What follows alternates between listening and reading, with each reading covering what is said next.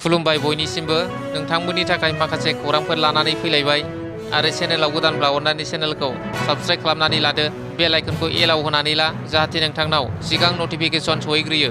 दानिया खोनासंलांदो।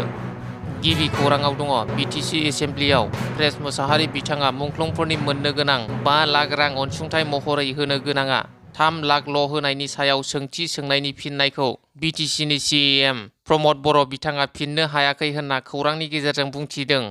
नैथि खौराङाव दङ खौसेथि बर' सुबुं आफादा फैगौ 7 आगस्टआव बिकेडब्लिउएसनि जेंनाफोरखौ थाबैनो आसाम सरकारा मावफुंजोबना होनांगौनि थाखाय सुबुं गौमा होस्रि खावनाय हाबाफारि लागोन। बे हाबाफारिनि सोमोन्दै धेमाजि जिल्लानि खौसेथि बर' सुबुं आफादनि बेन्दोंआव थानाय बर' रायजो राजाफोरजों मोगा-मोगि सावरायनाय हाबाफारि लानाया सोलिगासिनो।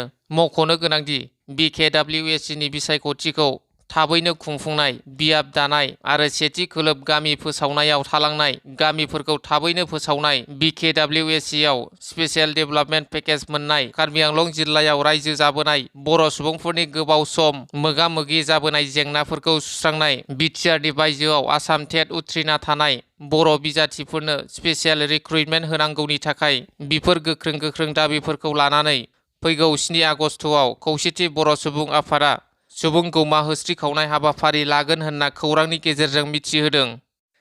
थामथि खौराङाव दङ गहपुर हालामनि सिङाव थानाय समाज सिबियारि आरो धोरोम सिबियारि लोगोसे दै जगायग्रा बिफानाव एबा इरिगेसनाव साख्रि मावोमोन 1 नं आस्राबारि गामिनि थागिबि जामिनी ब्रह्म नार्जारी बिथाङा मैया बेरामनि नाख्रेबजानायाव अबथिरा रुंसारि जायो। मानसिनि जिउ थास'लायनि दै दान्दिसेयावनो मा जायो रावबो मिथिया। थिग बिदिनो सानथामसोनि सिगां बेरामजों नारसिनजानाय समावनो बिथाङा अबथिरा रुंसारि जायो। बिथांनि रुंसारि जानायाव दुलाराय बाथौ गौथुमनि दैदेनगिरि बिथांमोन आरो गावनिनो लोगो फोरोंगिरि बिथांमोन आरो ट्राइबेल संघनि गाहाय नेहाथारि लक्षिराम बसुमतारी बिथांमोना नुजाथि होयो।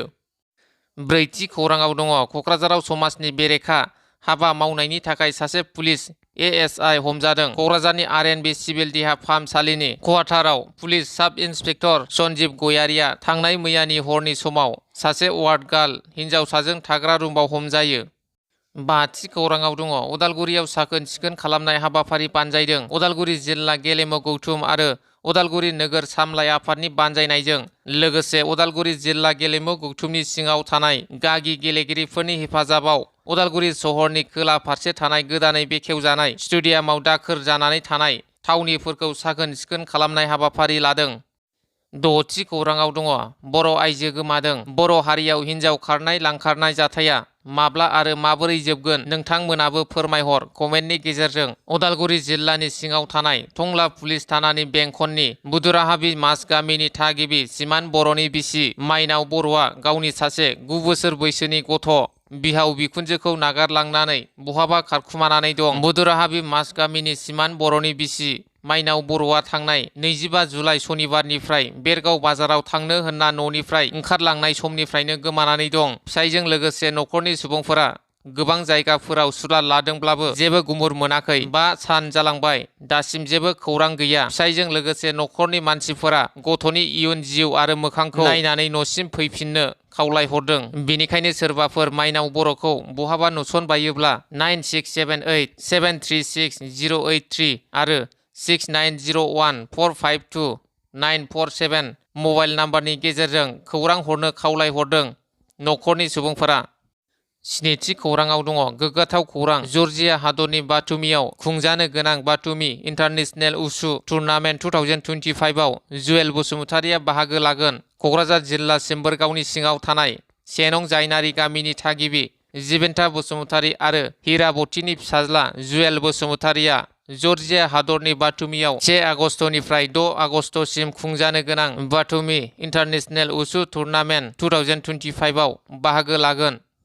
8थि खौराङाव दङ कुमारिकाटा दख'रा एबसुनि बानजायनायाव आन्डार 13 नि जोलुर बादायलायनाय हाबाफारि खुंफुंदों। कुमारिकाटा दख'रा एबसुनि बानजायनायाव 5-13 बोसोर बैसो सिंनि जोलुर बादायलायनाय हाबाफारिखौ मथंगाफुर आंगारकाटायाव मैया खुंफुंनाय जायो। हाबाफारियाव तामुलपुर बियाबनि एमएलए जलेन दैमारी, तामुलपुर जिल्ला एबसुनि लोगो आफादगिरि फुकन बर'जों लोगोसेनो कुमारिकाटा ओनसोलनि समाज सिबियारि फोरोंगिरि, बर' थुनलाइ आफादनि बिबानगिरिफोर आरो रायजो राजाफोरनि जथायै नुजाथिनायाव गाजा गोमजायै बे हाबाफारिखौ खुंफुंनाय जादों। गुथि खौराङाव दङ। भारत भुटान सिमा ओनसोलाव हाग्रानि मैदेरनि उदखारा रायजोफोरखौ गोजोननाय गैयै थासारि खालामदों। तामुलपुर जिल्ला भारत भुटान सिमा साखाथिनि ओनसोलफोराव थाद'नाय गैयै सोलिबाय थादों। मानसि गाथारनाय, न' बां सिफायनाय, माइ आबाद जालांनाय बायदिजों लोगोसे गोबां खहा खालामबाय थायो। थिग बेबादिनो थांनाय हरनि समावबो हाग्रानि मासे मैदेरा सेनं पाहारपुर गामिनि एमइ स्कुलाव ओंखाम संग्रा न'खौ सिफायनानै माइरंजों लोगोसे गोबां मुवा बेसादफोरखौ खहा खालामलांदों। सिमा साखाथि ओनसोलनि रायजोफोरा मैदेरनि उदखारजों हरनि समाव उन्दुनो हायै थासारि जादों। कुमारिकाटा हाग्रा बिफाना बे जाथायखौ मिथिनानै जाथायथिलिसिम थाङो आरो ओंखाम संग्रा न'नि सिफायनायनि फारसे नायबिजिरो। फारसेथिं हाग्रानि मैदेरा रायजोफोरनि सायाव बेफोरबादि खहा खालामबाय थानायखौ होबथानो थाखाय हाग्रा बिफानखौ खावलायदों आरो खहा जानायनि फारसे अनसुंथाइ होनांगौनि दाबि खालामदों। रायजोफोरा जिथि खौराङाव दङ। गगामुख साहा नोलोबारि गामिनि हाबा जानाय आइजो धनबती नार्जारिया गोमानानै दं। गगामुख साहा नोलोबारि गामिनि तिलेश्वर बर'नि अनजालि बिसि धनबती नार्जारिया सानथाम सिगां न'खराव दावराव दावसि जाना गावनि फिसाय आरो 4 बोसोर बैसोनि फिसाज्लाखौ गारनानै थाङो। न'खरनि सुबुंफोरा खौरां बिजोंनि गेजेरजों जेरावखि थाया मानो धनबती नार्जारिखौ न' फारसे फैफिननो खावलायदों आरो सोरबाफोर सावगारियाव नुनाय धनबती नार्जारिखौ नुसनबायोब्ला 6003841831 मबाइल नाम्बारनि गेजेरजों खौरां हरनो खावलायहरदों। 11थि खौराङाव दङ। अरां थाना सिंनि कसारी बिटिट'बाव 70 बोसोर बैसोनि आब्दुल रहिम एबा रहिमुद्दिन मुंनि सासे बैसोगोरा सुबुङा गोमानानै दं। बेनिखायनो गोमानाय बैसोगोरा सुबुंखौ सोरबाफोर बबेयावबा नुसनबायोब्ला 6282308155 आरो 6000037775 मबाइल नाम्बारनि गेजेरजों फोरमायहरनो न'खरनि सुबुङा खावलायदों। 12थि खौराङाव दङ। 134थि दुरान काप गिबि मेचआव बड'लेण्ड एफसिआ कार्बि आंलं मर्निं स्टार एफसिखौ 2-1 गलनि फारागथियाव देरहासार जानो हादों। 13थि खौराङाव दङ। 1970 मायथाइयाव भारतनि राजथावनि दिल्लीयाव बर'नि दोरोङारि मोसानाय ख्रिस्टि दिन्थिफुंहैनानै बिटिआर सरखारनिफ्राय मान बिलाइ मोननो हानाय जनाय हालामनि सिलिकागुरि गामिनि थागिबि गेदेमाजो हारि अनफावरि मुस्रिमा दुम्फे बसुमतारीखौ जनाय दख'रा दुलाराय बर' आइजो अनसाय आफादा बिथांजोनि न'खराव थांनानै बरायहैदों। बे बरायनाय हाबाफारियाव धेमाजि जिल्ला दुलाराय बर' आइजो अनसाय आफादनि बोसोनगिरि फुलेश्वरी दैमारि, नेहाथारि जानकि बर', जनाय दख'रा खौसेथि बर' सुबुं आफादनि लोगो आफादगिरि थान्दाराम बसुमतारी, जनाय दख'रा बारग' एनडिएफबि आफादनि आफादगिरि रत्नेश्वर बसुमतारी, नेहाथारि बिपिन नार्जारि आरो गुबुन गुबुन माहारिनि दैदेनगिरि बिथांमोना बाहागो लादों। 14थि खौराङाव दङ। नेशनेल लिबारेशन फ्रन्ट अफ बर'लेण्डनि commander in chief M Bathaya बेल मोननानै जोबथेसालिनिफ्राय उदां अख्राङाव फैबाय।